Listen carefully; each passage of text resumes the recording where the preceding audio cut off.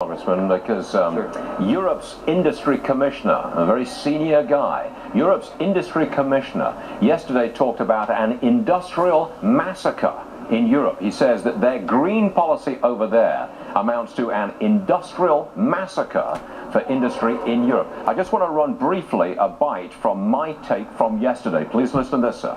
Mr. Tajani is trying to talk some sense into his uber-green compatriots. He says Europe, quote, can't be religious about green energy. They can't sacrifice industry to the goals of climate-obsessed environmentalists. This is quite a turnaround for a continent that lectures the world about being green. Okay, what do you say, Congressman? Is the U.S. heading down the same road on energy? Well, I don't think the U.S. is, but I think if this administration gets their way, we would be heading down that way. And I say that because as chairman of the Natural Resources Committee, we have jurisdiction over federal lands.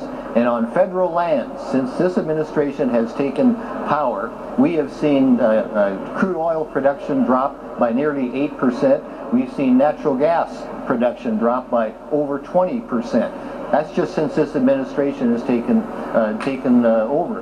But we are producing more energy in this country because it is on state and private lands. That's good.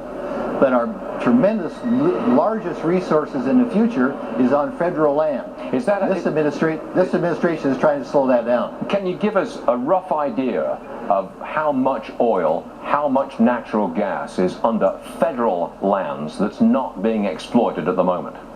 Well, first of all, you never know until you drill, but it is well over 1 billion barrels and probably multiple billion barrels when you talk about what's potential in the Arctic and Alaska, when you talk about the potential that's offshore in California, and you talk about the potential off the South Atlantic.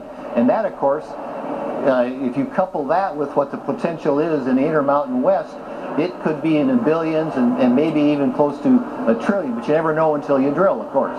Okay, Congressman, I've just got to go back to the Syria situation for a moment because we're waiting for a news conference which Speaker Boehner is going to be putting out there.